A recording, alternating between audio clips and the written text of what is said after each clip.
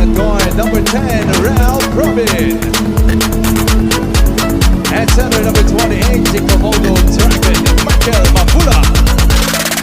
17, Andres Ramos.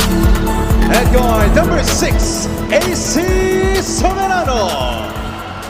And at one guard number 5, Orland Juan.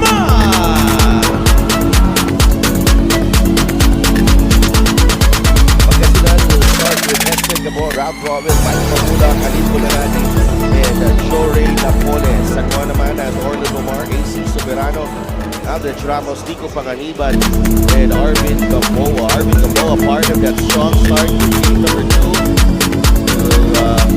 Will start again here with team number 3. And in the build-up to this matchup right here, AC Soberano will talk about threes.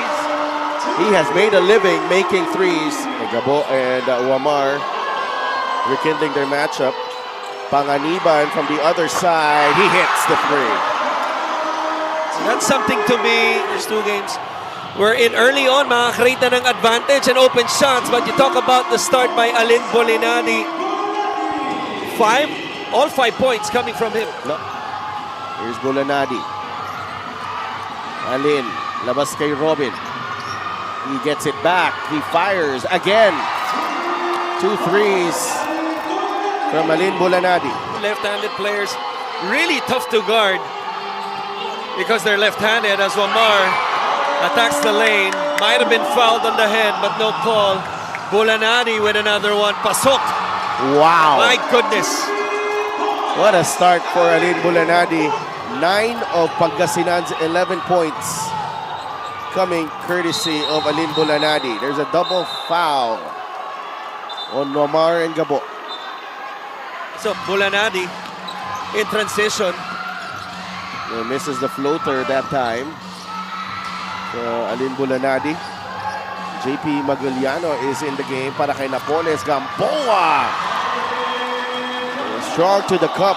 Arvin Gamboa waits for Maguliano. Forced that one. He did. I thought Manuel was open in the right corner. Hindi tulad nito. Extra pass. 3-point shot made. Panganiban to Soberano. Shooter din yung mga yan. Si Panganiban at si Soberano. 3-point shootout king. Isa dyan, tama?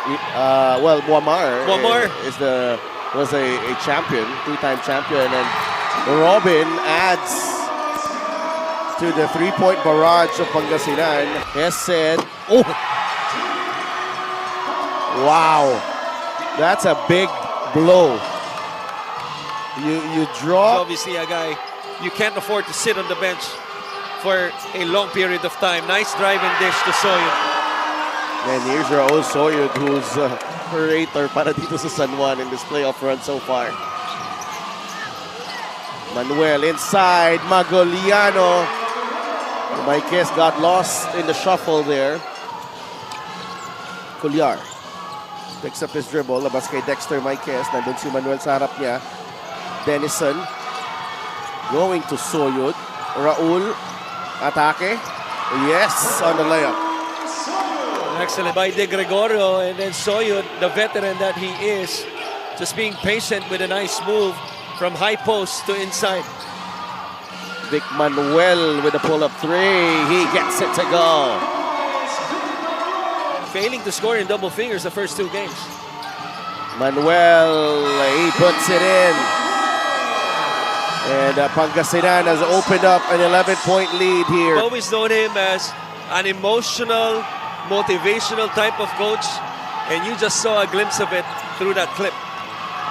Culyar, ball batted away by Melencio. The top to Maguliano, who is in fine form at the moment. 6 points. Sa sobrang tagal niya, naging player pa niya si Tatay Rudy Distrito. Tama. Na ngayon ay nagse-celebrate na ng kanyang mga libreng movie tickets as a senior. Gamboa. The spin against Mabulak. There's a double team. Wamar, the extra pass. Galinato trying to answer. Galinato, the bang and the bucket. para kay John Galinato. Very much used to being in the division finals at least. Nakikita mo yung composure nila, no? The swing of the basketball, open man, miss. But then getting the offensive rebound, Galinato will go to the line for a bonus. That's the Gixxer great move of the game, born for greatness. Kay Galinato led eventually to the three-point play.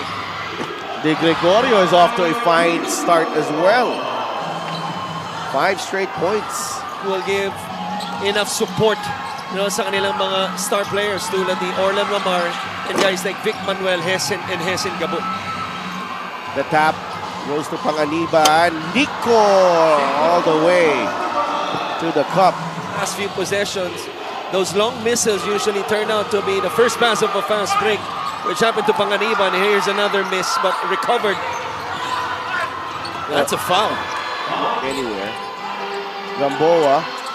The kick out to Papa Ray. A 3. Yes! Rayden Hugnatan and San Juan inching closer.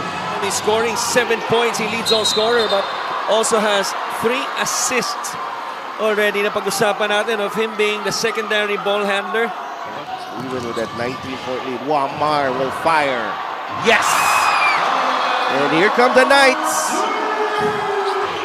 Somebody stops on a dime like that. Alam mo nga, nakapag-check ng brake fluid bago laro. Pero to hindi kailangan ng brake fluid. Di mo.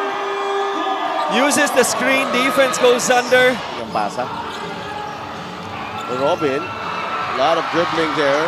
Turnover, Pangasinan. Gamboa. Nice. Leaves it to Nico Panganiban. How about the stop? And huge advantage for Pangasinan. Ramos, free throw line jumper. That's money. That is money indeed. The lead was at its highest at 19 points. Mabulak gets the bounce off the feed. For him to commit his 4th. That's off the mark for Orlando Mar. Ball knocked away. Arvin Gamboa with another rebound. Soyud is down low. It's down to 2.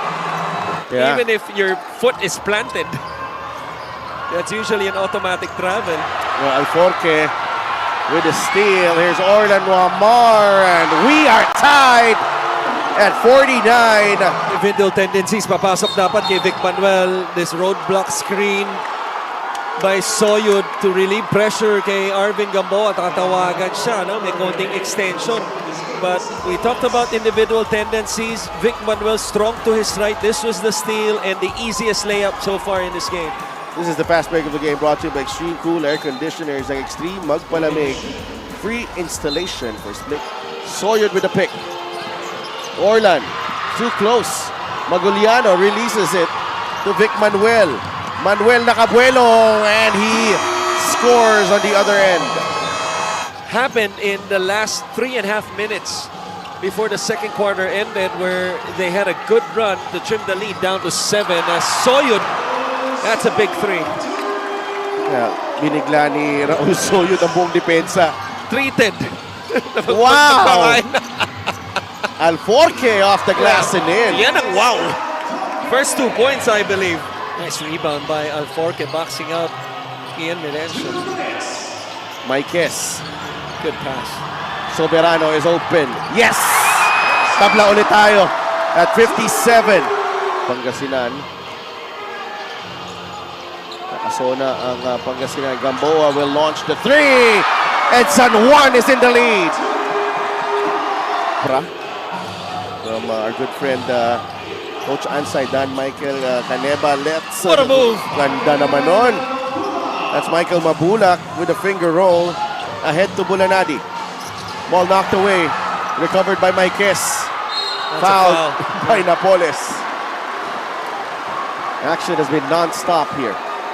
Na napaka-flat ng umpisa nila. But throughout the game, his team continuously adds dimension, believing if they can keep this up, they will get this win.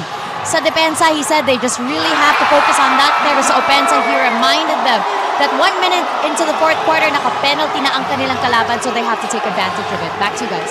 This could be a basket timeout situation if it's a basket. Oy, nabitawan ni Raul. Turnover again for San Juan. Gabo to Mabulak. Mabulak will finish. It's a 1-point game. Panganiban. There's a switch here. Panganiban attacks. Oh, Nico Panganiban! A strong move. Gabo drives left. Nandun si Wamar all the way. Maguliano. Labas kay Alin Bulanadi. Bulanadi, there's a switch. He launches the three and he continues to miss. Manuel able to put that one in. 74-73. Has certainly made his presence felt as a turnover leads to a basket. May kasama pang foul. What a game for Bulanadi. Some clock here. Minute and a half remaining. Maguliano to Mabulak. 6-point lead for Pangasinan. Mike Mabulak. Panganiban Failed to go down. Yeah, hindi siya nakabalik. Halos 10 segundo siya. What a Sa pass. baseline. That's because the Heatwaves had all the advantage, 5 versus 4, for about 10 seconds for this play. Kaya napilitan, tumawag na timeout. Ito si Coach Alex. 6-point lead, 1:31 remaining. Villar is in the game for San Juan. They need a basket here. AC Soberano, Wamar not involved again, but Gamboa cuts the deficit to 4. There's a pick. Alin with a jumper, short. Bulanadi, the loose ball ends up with Wamar. Here's Gamboa. Finds Soberano. Nandun si Gabo. Wamar arrives for the 3. Good! San Juan pulls to within 1 after the 3 from Orlan Wamar. He was late getting back, Christian. Right. He didn't plan to go down, thought that something would happen, but Soberano didn't like what he saw. And as soon as he pulled it back, Orlan Wamar sprinted to the open spot. Again, good recognition by Gamboa on that cross-court pass. 81-80, 47.4 seconds remaining. What's important for San Juan is that even if Pangasinan makes the basket, importante hindi 3 points. Manuel, the turnaround shot! And I like what Coach Jerson did. Sometimes you do not have to overthink things. You just gotta go to your main man. What I like about the adjustment is that they flipped it to the right side of the floor. Halos lahat ng posting niya sa fourth quarter sa kaliwang bahagi. Ngayon, nasa kanan siya. Here is a three-pointer. Marquez, the fake, the 3, no. Cuellar, Gamboa will shoot. Short, rebound Maguliano.